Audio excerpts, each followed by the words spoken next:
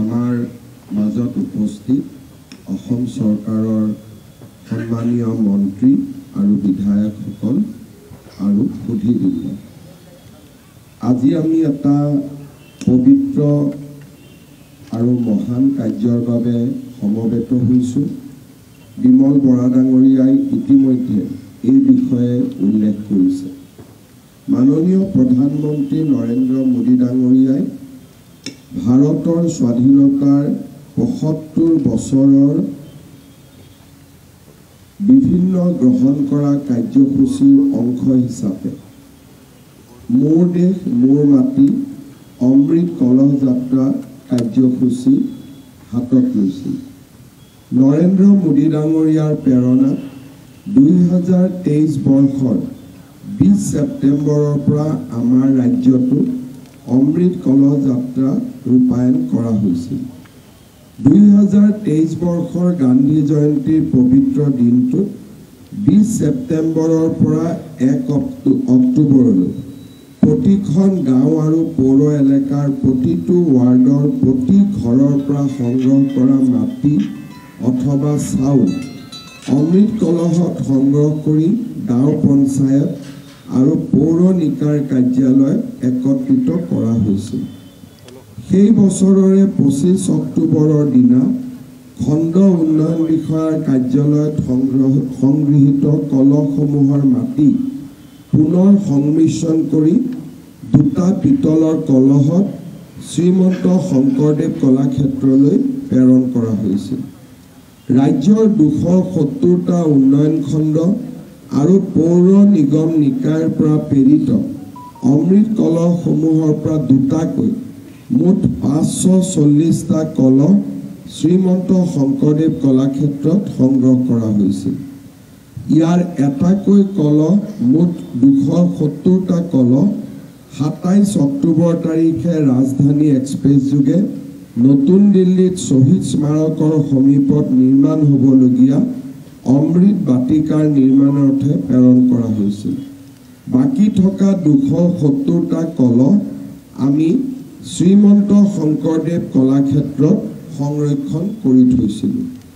আমাৰ উদ্দেশ্য আছিল ৰাজ্য চৰকাৰে প্ৰস্তাৱ কৰা শ্বহীদ কনকলতা বৰুৱা ৰাজ্যিক বিশ্ববিদ্যালয় নিৰ্মাণৰ সময়ত এই ২৭০টা অমৃত কলহ য'ত অসমৰ প্ৰতিটো পৰিয়ালৰ পৰা আমি দান হিচাপে লোৱা অকণমান হ'লেও মাটি জড়িত হৈ আছে। আজি সেই দিনটো আহি সমাগত হৈছে।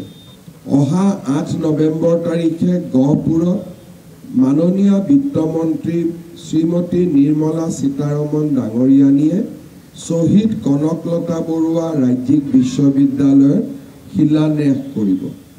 তাৰ পৰিপ্ৰেক্ষিতত আজি আমি শ্ৰীমন্ত শংকৰদেৱ কলাক্ষেত্ৰত যোৱা ২টা বছৰ শ্ৰদ্ধাৰে সৈতে সংৰক্ষণ কৰি থোৱা ২৭০টা অমৃত কলহ ভূমি পূজন অনুষ্ঠানৰ বাবে প্ৰেৰণ কৰিম।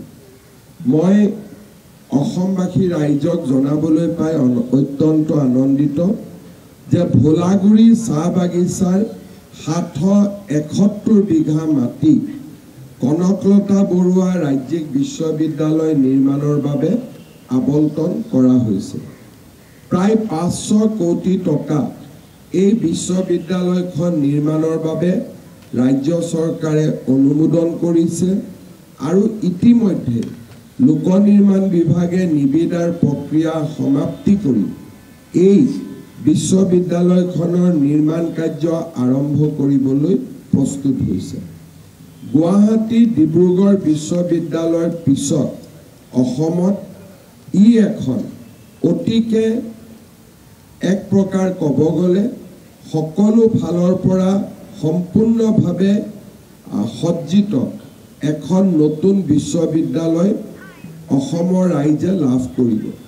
৭৭১ বিঘা ভূমি আমাৰ যিকোনো এখন ডাঙৰ বিশ্ববিদ্যালয়ৰ লগত তুলনা কৰিব পাৰি আৰু এক প্ৰকাৰ ক'ব গ'লে এই ভূমি তেজপুৰ বিশ্ববিদ্যালয় বৰ্তমানৰ ভূমিতকৈও অধিক। পুঁজিৰ আবণ্টনৰ ক্ষেত্ৰতো ৰাজ্য চৰকাৰে ইতিমধ্যে এক উদাৰ মনোভাৱ গ্ৰহণ কৰিছে, যাতে এই বিশ্ববিদ্যালয়খনক আমি আৰম্ভণিৰ দিনাখনৰ পৰাই এখন সকলো ফালৰ পৰা আৰু সকলো দিশৰ পৰা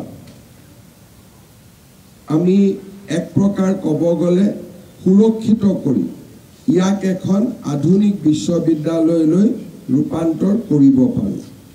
এই বিশ্ববিদ্যালয়খনৰ মূল উদ্দেশ্য হৈছে ইয়াক এক প্ৰকাৰ ক'ব গ'লে আধুনিক শিক্ষাৰ এখন বিশ্ববিদ্যালয় হিচাপে নিৰ্মাণ কৰা। Artificial intelligence, deep tech, blockchain ইত্যাদি নতুন নতুন বিষয়বিলাকৰ ওপৰত এই বিশ্ববিদ্যালয়খনে ছাত্ৰ ছাত্ৰীসকলক শিক্ষা প্ৰদান কৰিব।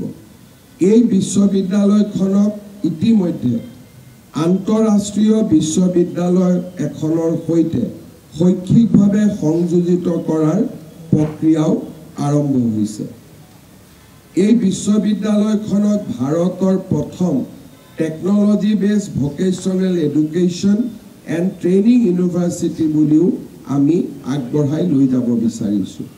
আজিৰ দিনটোত মই পুনৰ এবাৰ অসমবাসী ৰাইজৰ ওচৰত কৃতজ্ঞতা জনাইছোঁ আৰু কনকলতা বিশ্ববিদ্যালয় স্থাপনৰ সংকল্প